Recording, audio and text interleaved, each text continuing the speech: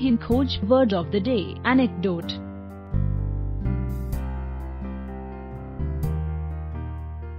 Anecdote का हिंदी में मतलब किस्सा होता है। Anecdote नाउन या संज्ञा के रूप में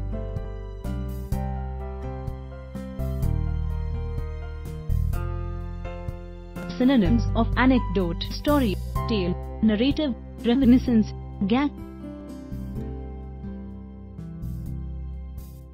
Example: S. Shrivasant shared an interesting anecdote related to Sachin Tendulkar in an episode of reality TV show Big Boss.